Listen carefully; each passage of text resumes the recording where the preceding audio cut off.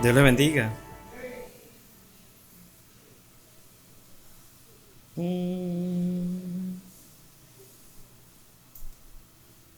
Vamos a orar para comenzar este estudio de hoy. Ore conmigo, ahí donde usted está. Amado Dios y buen Padre Celestial, Señor, en esta hora queremos venir delante de tu presencia una vez más, Señor. Primeramente para darte gracias, Señor, por las infinitas bondades y bendiciones que has traído a nuestras vidas, Señor. Gracias por la oportunidad que nos das de estar un día más aquí, Señor, delante de tu presencia, en medio de tu pueblo, Señor, cantando, alabando tu nombre, Señor. Y ahora que vamos a estudiar de tu palabra, Padre, pues sé tú bendiciéndonos en esta hora, danos sabiduría, danos entendimiento para entender, Padre Santo, tu palabra, aplicarla con fidelidad a nuestra vida, Señor, y que sea de bendición y provecho para cada uno de nosotros. En el nombre de Jesús te pedimos todas estas cosas. Amén y amén. Uno de los personajes que más llama la atención en el Nuevo Testamento, al menos para mí, ¿no?, es el apóstol Juan. A veces nosotros no miramos el contexto completo de la historia de una persona, ¿no? Pero es necesario ver cómo el Señor trabaja a través de las épocas y ver cómo esa persona va cambiando poco a poco hasta convertirse en lo que el Señor quiere que se haga con él. Mire, por ejemplo, la primera carta universal de Juan, una carta que fue escrita casi al finalizar su vida. Tendría unos 90 años cuando la escribió. Primera carta universal de Juan, capítulo 3, versículo 18.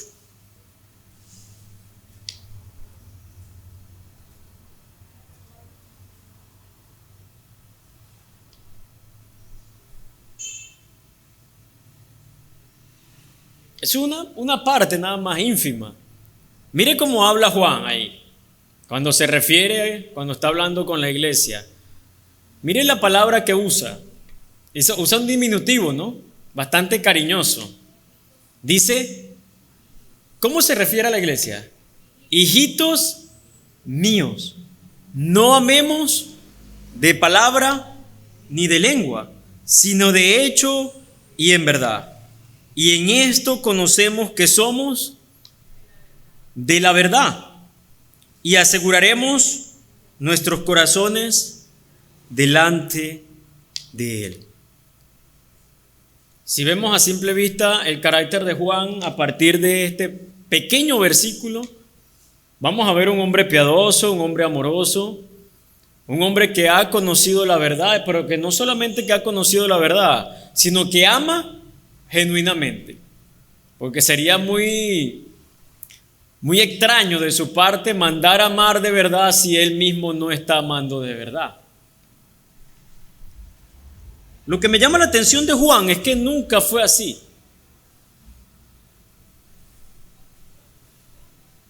Si usted mira 60 años antes, ¿qué ve?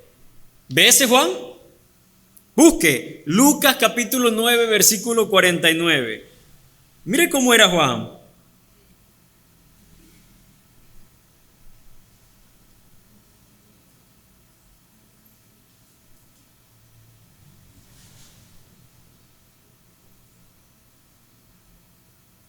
Lucas 9, 49.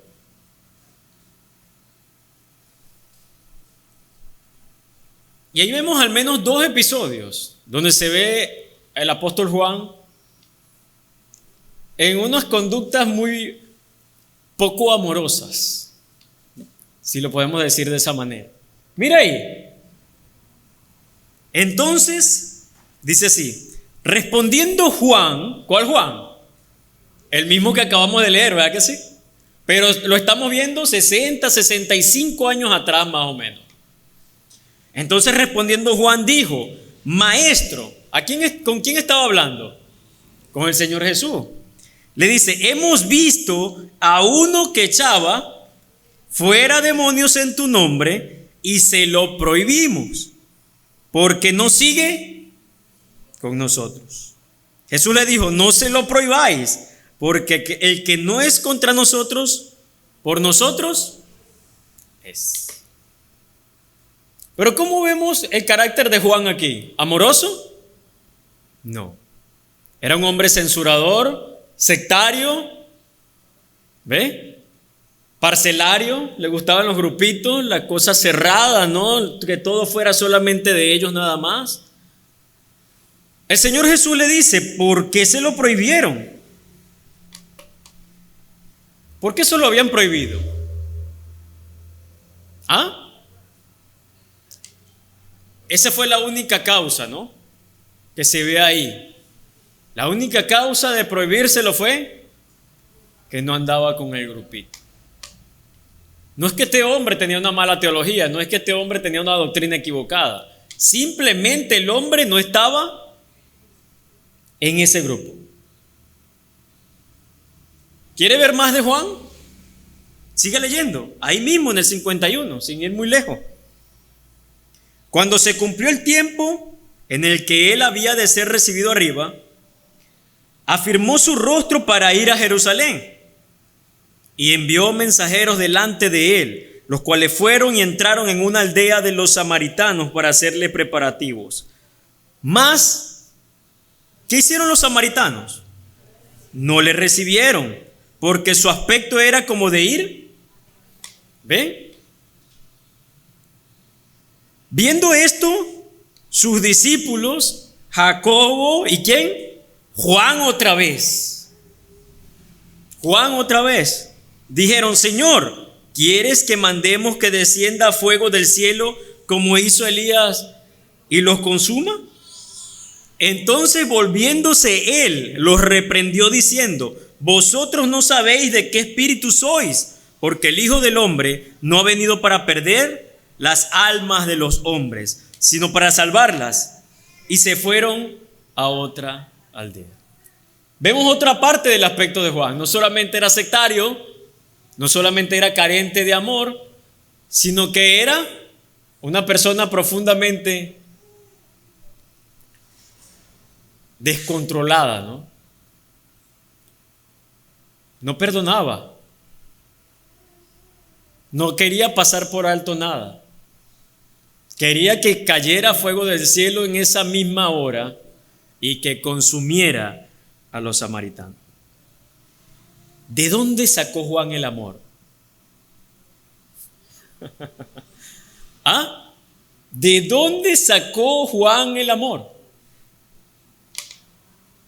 Fíjense que era un hombre que censuraba a otro porque no estaba en su grupo.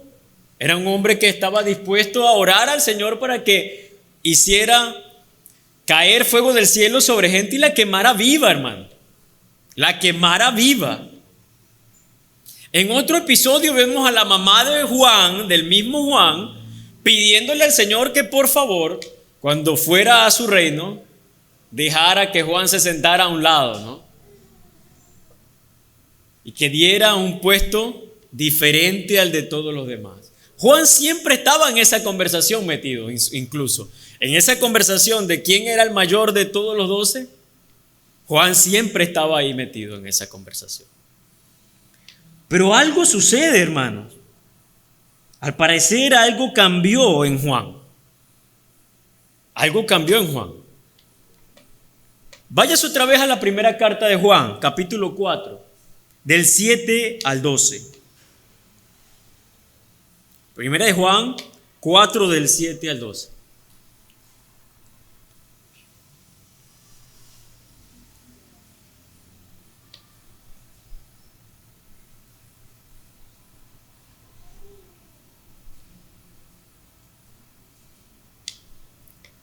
¿Lo tiene ahí?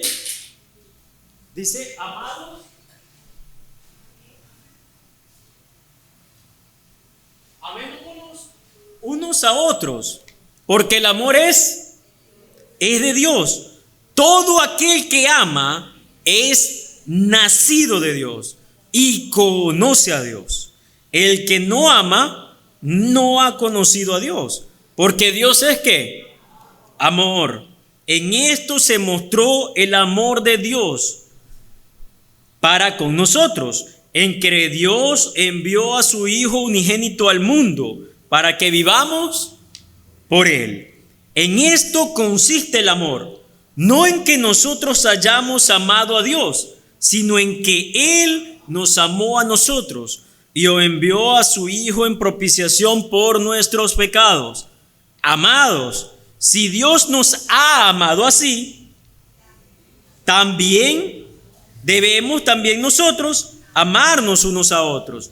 Nadie ha visto jamás a Dios. Si nos amamos unos a otros, Dios permanece en nosotros y su amor se ha perfeccionado en nosotros. Qué gran texto, hermano. ¿Cómo es posible que este sea la misma persona? Yo me atrevería a decir que no es la misma persona. Este Juan no es el mismo. No es el mismo que 65 años atrás estaba pidiendo fuego del cielo. Ese Juan que pidió fuego del cielo murió. Murió. Así como a veces le preguntaron al hermano Marcos, ¿dónde está ese Marcos que yo conocí antes? Ese Marcos que tú conociste murió. Yo creo que esa debería ser una gran respuesta, ¿no? Cuando alguien dice, madre, pero tú sí te has cambiado. Sí, esa persona que tú conociste antes, que era peleonero, que hacía tal y tal cosa, murió. ¿Puedes decir tú eso? Dios quiera que sí, hermano. Que podamos decir, esa persona que hacía lo malo, murió. Con Cristo estoy juntamente crucificado y ya no vivo yo. Ese murió. ¿Y ahora quién vive? Cristo en mí. Cristo vive en mí. Pero fíjense, ahora Juan nos manda. Ahí no hay una sugerencia. Ahí no hay una sugerencia para el cristiano. El Señor nunca nos ha sugerido amar. Incluso una vez dijo, mandamiento nuevo os doy. No dijo, una sugerencia nueva les doy. No dijo eso. Dijo, un mandamiento nuevo os doy. A veces nosotros pensamos que el Señor da sugerencias. El Señor no da sugerencias. Los señores dan, lo vimos el domingo. ¿Qué dan los señores? Órdenes. Los señores dan órdenes. No dan sugerencias. Y muy bien, en Juan 13:34 el Señor muy bien dijo, un mandamiento nuevo os doy, que se amen los unos a los otros. Pero saben, el Señor Jesús llevó el hecho de amar a un nivel superior. Como Él mismo lo había dicho, es fácil amar a alguien que tú quieres. La cuestión está en amar a alguien a que tú consideras tu enemigo. Ahí está la diferencia en el amor.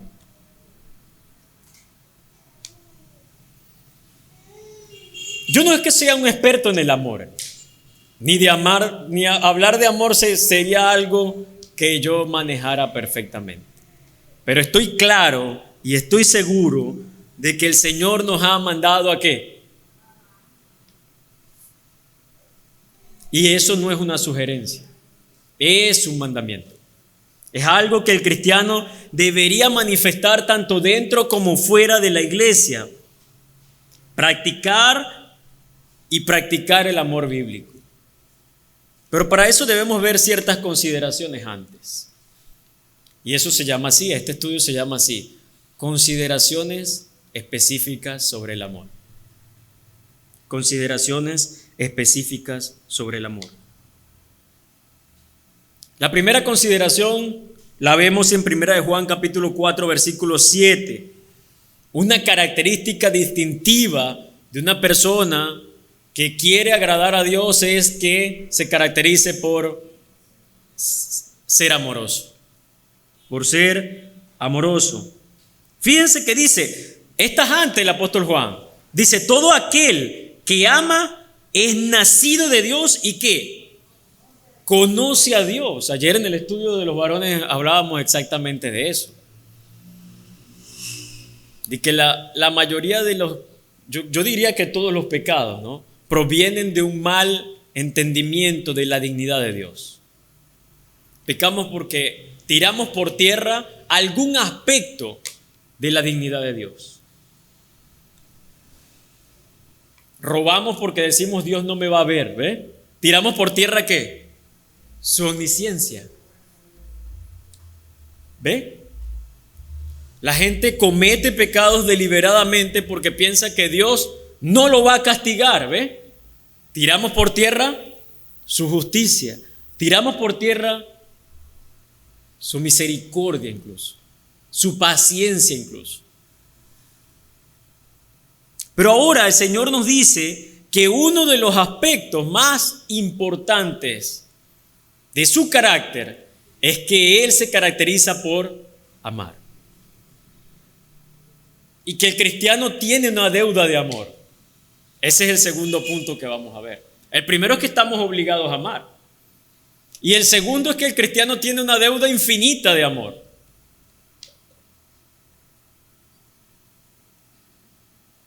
Mire lo que dice, versículo 8. El que no ama no ha conocido a Dios, porque Dios es amor. En esto se mostró el amor de Dios ¿para con quién?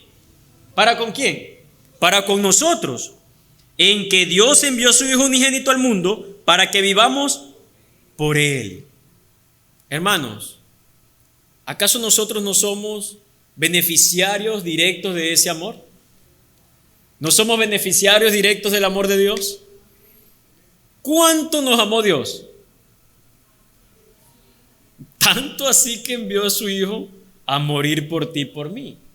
Entonces, ¿qué hace ese amor en nosotros? ¿Ah? Pues nos comisiona, hermano. ¿Ah? Nos deja en deuda. Nos deja en deuda. El cristiano está en deuda.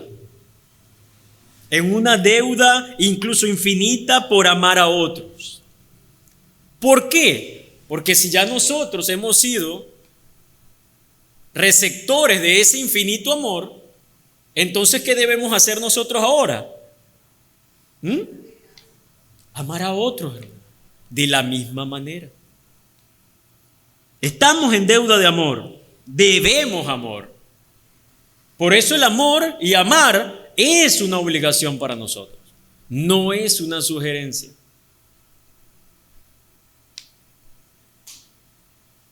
Amamos porque ya hemos sido amados. Por eso es que Juan continúa y dice, en esto consiste el amor, no en que nosotros hayamos amado a Dios, sino en que Él nos amó primero a nosotros. Por esa causa de haber sido amados primeros, ahora nosotros debemos ser movidos a amar a otros. Exacto, nos obliga. ¿Se acuerdan de la vez que el Señor Jesús estaba en casa de Simón el fariseo? Estaba el Señor Jesús en casa de Simón el fariseo y llega una mujer que no había sido invitada. ¿Y cómo llegó?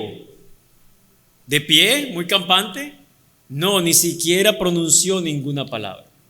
Y llegó prácticamente arrastrándose por debajo a los pies del Señor.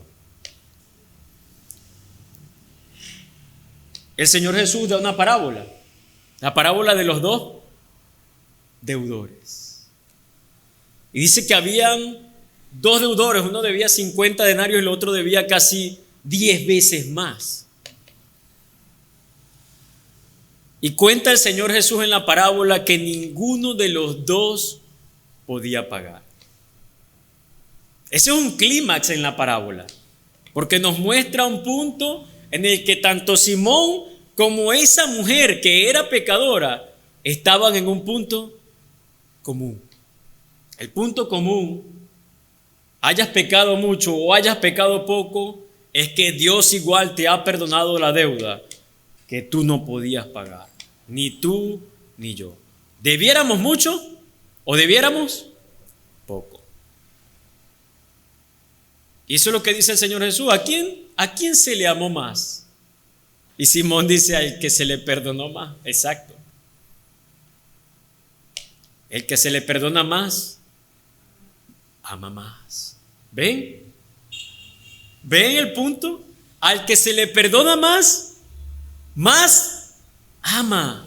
Hermano, ¿tú te sientes perdonado por Dios? ¿Mucho o poco? ¿Mucho o poco? Mucho. Yo me siento profundamente agradecido de Dios. Pero ven que entonces, si mucho se me ha perdonado, ¿qué debo hacer yo? Amar mucho. Amar mucho. Estoy comisionado a amar más.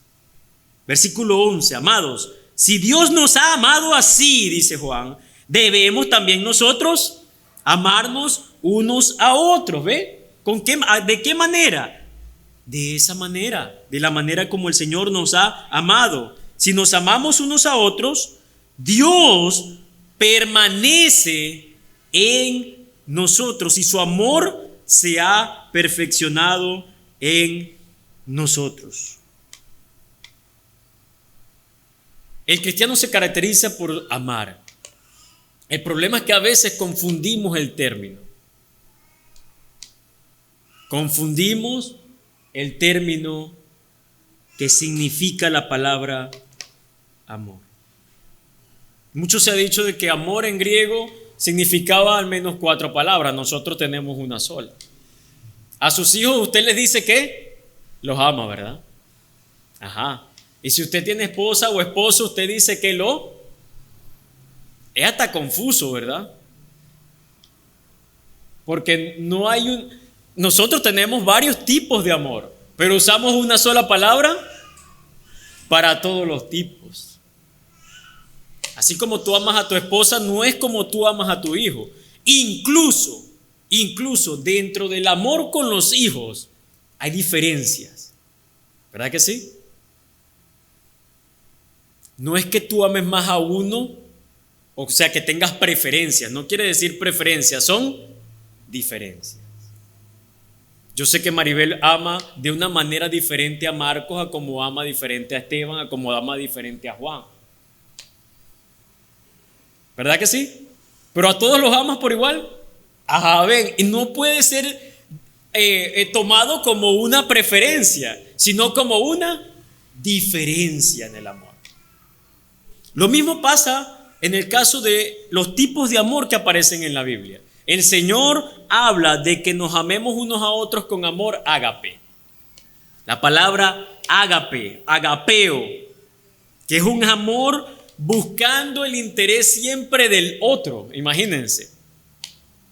El amor eros, aunque es malentendido como amor erótico, no es amor erótico en sí nada más. Es cuando tú buscas el beneficio personal siempre.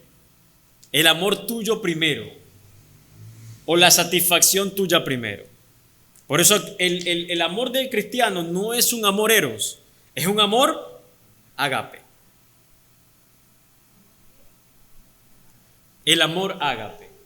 ¿Por qué? Porque yo busco hacerte un bien, ¿verdad? Pero ese bien que yo te hago al mismo tiempo me trae satisfacción ¿a quién? A mí. Parece mentira, pero hay más bendición en dar que en recibir. ¿Por qué? Si tú eres un cristiano, vas a sentirte gozoso y alegre en la bendición de otro. Amén. ¿Ven? Vas a sentirte gozoso y alegre en la bendición de otro. A eso se refiere el amor ágape, en que tú busques el bien de otro primero. Compartir, sí, claro. Ahora, el amor filadelfo es muy diferente, o el fileo que le dicen. El fileo o el filadelfo es entre hermanos de sangre o entre familiares, pero no significa nada que tenga que ver con esto. Incluso en Juan 3:16, de tal manera, agapeo, Dios ¿a quién? Al mundo. Ahí está la palabra, es agapeo o de ágape, de amor ágape. Dios tuvo amor ágape por ti, hermano. ¿Por qué? Porque envió al Señor Jesucristo en beneficio de quién? Tuyo, Pero el Señor nuestro Dios se gozó de eso, se gozó de ese sacrificio. Sí, sí. Lo vimos hace como 2 meses, ¿cierto? En un texto. Se gozó en ese sacrificio.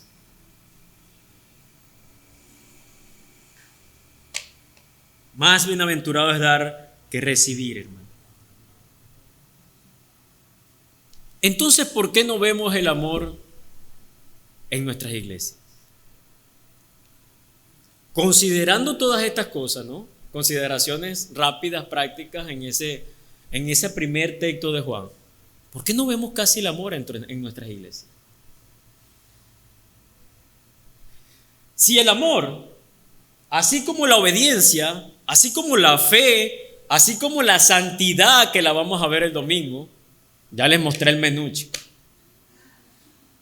Ahorita no vienen.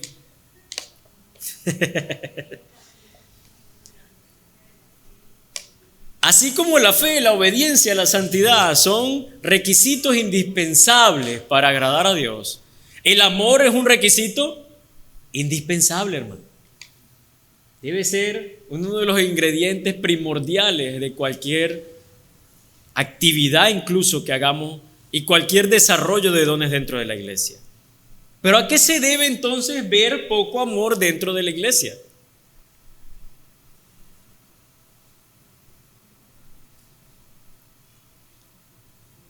Yo creo que por 2 cosas. Les voy a mostrar al menos 2 cosas. Y voy a ser muy fuerte en la primera y muy fuerte en la segunda.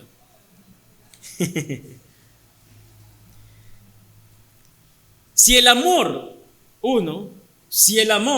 caracteriza a un cristiano,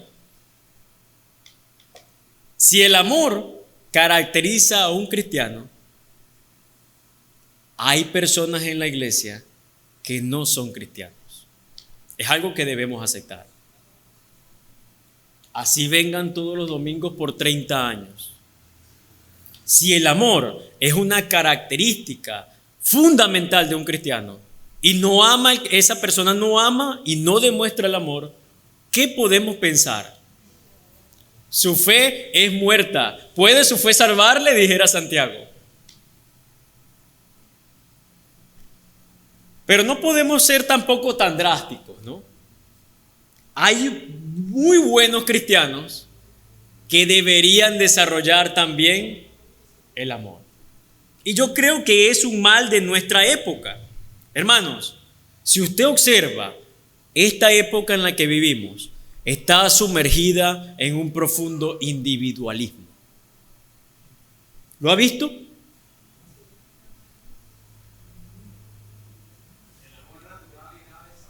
Sí. Pero en sí usted observa y le pregunta a la gente: ¿por qué no te quieres casar? En sentido general, no solamente en esta iglesia, en sentido general, no se quieren casar porque eso es un estorbo para su vida. No se quieren casar porque no quieren sacrificar nada por el bien de nadie, ni siquiera por una persona que va a convivir con ellos, hermano. Eso es algo alarmante. ¿No le alarma? A mí me alarma. ¿Por qué no te quieres casar?, he preguntado muchas veces. No, porque eso es un peso muy grande que yo voy a llevar. ¿Cuál es el peso grande? ¿Un sacrificio? ¿Salir a trabajar todos los días para llevar el pan a tu casa? ¿Cuál es el sacrificio tan grande? ¿Darle de comer a tus hijos, a tu propia sangre? Tiene que ser, el individualismo debe ser algo demasiado horrendo. Y es el mal de este tiempo, hermanos. Es el mal de este tiempo. Y el cristiano debe estar venciendo su individualismo todos los días de su vida. Porque el Señor lo demanda. Debe vencer el individualismo.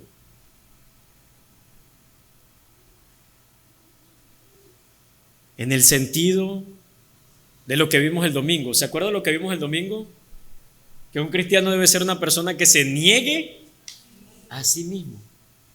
¿Qué significa negarse a sí mismo? Vencer el individualismo. Actuar en pro de un grupo y de los otros.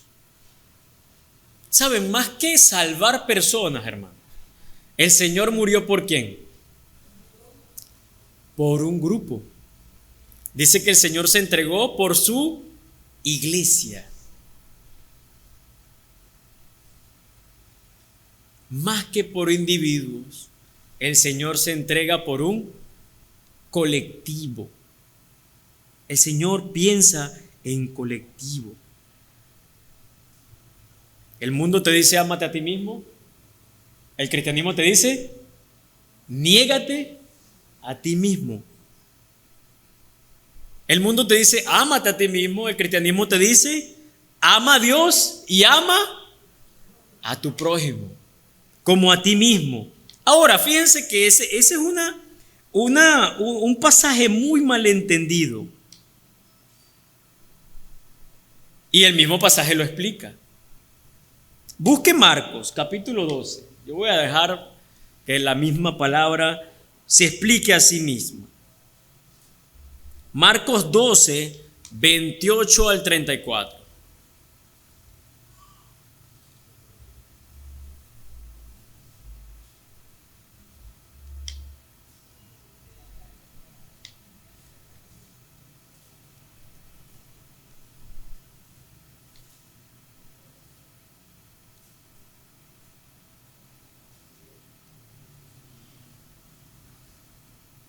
Acercándose uno de los escribas que los había oído disputar y sabía que les había respondido bien, le preguntó, ¿cuál es el primer mandamiento de todos? Y Jesús le respondió, el primer mandamiento de todos es, oye Israel, el Señor nuestro Dios, el Señor uno es, y amarás al Señor tu Dios con todo tu corazón, y con toda tu alma, y con toda tu mente, y con todas tus fuerzas. Este es el principal mandamiento. Y el segundo es semejante. Amarás a tu prójimo como a ti mismo. No hay otro mandamiento mayor que estos. ¿Cuántos mandamientos hay ahí? ¿2 o 3?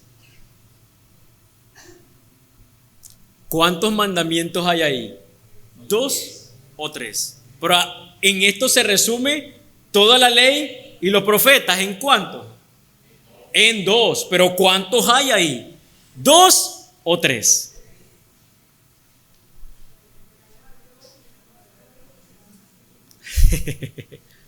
Entonces, ¿cuántos hay? 2 o 3.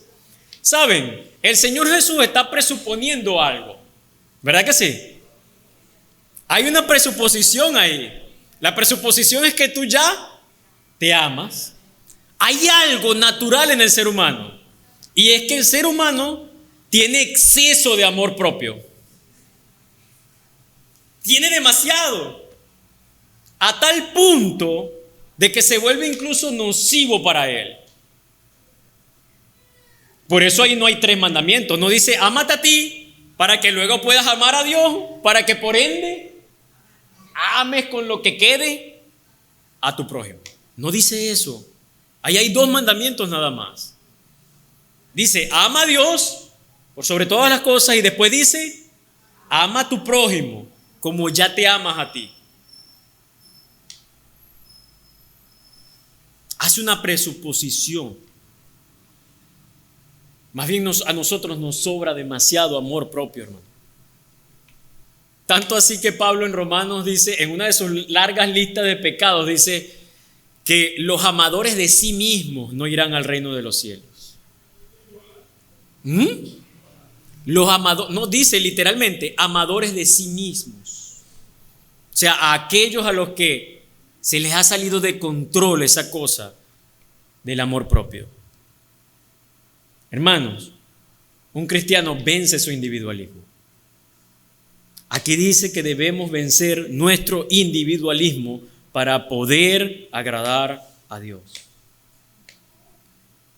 Y vencer nuestro individualismo en todas las áreas, incluso en el área matrimonial, hermano.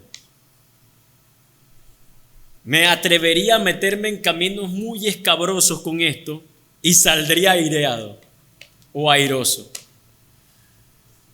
en cualquier aspecto de la vida matrimonial, es necesario vencer el individualismo. Es necesario vencer el amor, el exceso de amor propio. En última instancia, todos los problemas matrimoniales se deben ¿a qué? Al orgullo. ¿Y qué es el orgullo? Exceso de amor propio. Egolatría. Nos vamos a un punto más extremo aún. Nos vamos al punto más extremo aún. El suicidio. La gente dice cuando alguien se suicida, ese no se amaba ni a él mismo. Mentira, hermano. Mentira. El suicida piensa en el mal que se le viene. ¿Por qué la mayoría de la gente que comete esos grandes, esas cosas tan horribles, que mata a su papá, mata a su mamá, viola a no sé quién, y luego él mismo ¿qué hace? Se termina matando a él. ¿Por qué lo hacen? ¿Ah? Porque el suicida piensa en el mal que se viene. Se ama demasiado y dice, estaría mejor muerto. ¿Ve? El suicidio es exceso de amor propio. Hermanos, para amar a otros y para ser un cristiano verdadero, debemos vencer el individualismo. Debemos vencer la egolatría. Y esa es una característica fundamental del amor. Solamente el Señor pudo hacer un cambio así en Juan. De ser una persona que pida fuego del cielo a convertirse en hijitos míos, amados, en una persona tan tierna, tan amorosa como Él. ¿Quién puede hacer una obra así? Solamente el Señor Jesús puede hacer un cambio así. Que el Señor nos ayude a ser cada vez más como Él. ¿Cómo fue el amor del Señor Jesús? ¿Ves al Señor Jesús abrazando a cada rato? ¿Ah? Y llegó el Señor Jesús a la reunión de los apóstoles abrazándolos a todos. ¿Ah? No. ¿Y los besó a todos también? No. ¿Pero los amó a todos? Sin duda alguna. No te confundas, hermanos. El amor cristiano se basa en el sacrificio de Cristo. En esa medida en el que tú vayas venciendo tu individualismo y poniendo al otro como primero antes que tú, va a ir creciendo el amor de Cristo en ti. En eso conocemos el amor. Amén. Ponte de pie, vamos a orar. Ponte de pie.